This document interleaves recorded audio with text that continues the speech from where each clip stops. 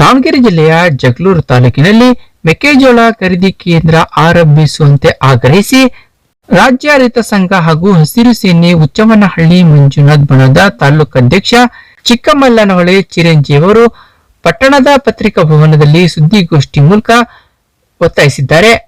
ಇದೇ ವೇಳೆ ಸುದ್ದಿಗೋಷ್ಠಿಯನ್ನು ಉದ್ದೇಶಿಸಿ ಮಾತನಾಡಿದ ಅವರು, ಜಗಳೂರು ತಾಲೂಕಿನಲ್ಲಿ ಅತ್ಯಧಿಕ ಪ್ರಮಾಣದಲ್ಲಿ ಮೆಕ್ಕೆಜೋಳ ಬೆಳೆಯಲಾಗಿದೆ.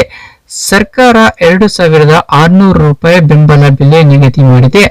ಆದರೆ ಎಪಿಎಂಸಿಯಲ್ಲಿ ಮತ್ತು ಮಧ್ಯವರ್ತಿಗಳು ರೈತರಿಂದ 1,400 ರೂಪಾಯಿಗೆ ಖರೀದಿ ಮಾಡುತ್ತಿದ್ದು, ಇದರಿಂದ ರೈತರಿಗೆ ತುಂಬಾ ಅನ್ಯಾಯವಾಗುತ್ತಿದೆ. ಆದ್ದರಿಂದ ಕೂಡಲೇ ಖರೀದಿ ಕೇಂದ್ರ ತೆರೆಯಬೇಕೆಂದು ಆಗ್ರಹಿಸಿದ್ದಾರೆ. ಈ ಸಂದರ್ಭದಲ್ಲಿ ತಾಲೂಕು ಪ್ರಧಾನ ಕಾರ್ಯದರ್ಶಿ ರಾಜನಹಟ್ಟಿ ರಾಜು, ರೈತ ಸಂಘದ ಪದಾಧಿಕಾರಿಗಳಾದ ರಾಜಣ್ಣ, ರಂಗಪ್ಪ, ಅಜ್ಜಪ್ಪ, ಬಸವರಾಜಪ್ಪ ಸೇರಿದಂತೆ ಮತ್ತಿತರರಿದ್ದರು. ಸ್ಟಾರ್ಟ್ ಮಾಡ್ತೀವಿ ನಾಳೆ ಸತ್ಯ ಹೋಬಳಿಯಲ್ಲಿ, ನಾಡಿದ್ದು ಬಿಳ್ಚೋಳಲ್ಲಿ ಸ್ಟಾರ್ಟ್ ಮಾಡ್ತೀವಿ 31ನೇ ತಾರೀಕಿಗೆ. ಅದಲ್ಲದೆ ನವೆಂಬರ್ 1 ರಜೆ ಇರುವುದರಿಂದ ಅವತ್ತು ನಾವು ಪ್ರತಿಭಟನೆಯನ್ನು ಕೈಬಿಟ್ಟು ಮತ್ತೆ ಸೋಮವಾರ ಜಗಳೂರು ತಾಲೂಕಿನಲ್ಲಿ ತಾಲೂಕು ಅಧಿಕಾರಿಗಳು ಪ್ರತಿಭಟನೆ ಮಾಡುವುದರ ಮುಖಾಂತರ ದಾವಣಗೆರೆಯಲ್ಲಿ ಸಹ ಪ್ರತಿಭಟನೆ ಮಾಡ್ತೀವಿ. ಈ ಒಂದು ಪ್ರತಿಭಟನೆಗೆ ಜಗಳೂರು ತಾಲೂಕಿನ ಎಲ್ಲಾ ಮೆಕ್ಕೆಜೋಳ ಬೆಳೆಗಾರರು ಬಗೆಯ ಮುಖಾಂತರ ಮನವಿಯನ್ನ ಮಾಡಿಕೊಳ್ತಾ ಇದ್ದೀವಿ.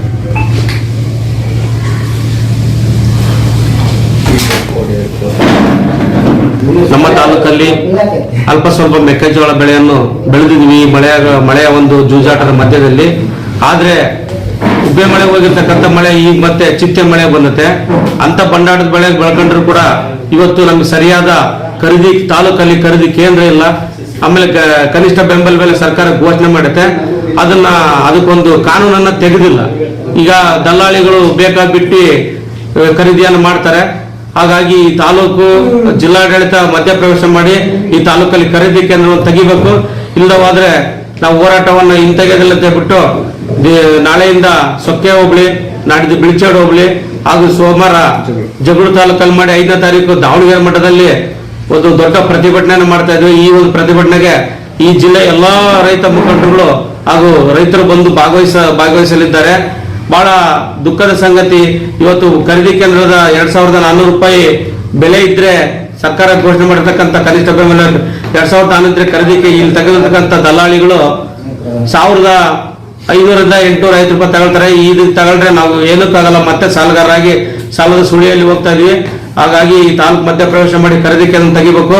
ರೈತನಿಗೆ ಏನು ಘೋಷಣೆ ಮಾಡುತ್ತಲ್ಲ ಅಷ್ಟು ಬೆಲೆಯನ್ನ ಕೊಡ್ಬೇಕಂತ ಹೇಳ್ಬಿಟ್ಟು ನಾವು ಒತ್ತಾಯವನ್ನ ಮಾಡ್ತೀವಿ.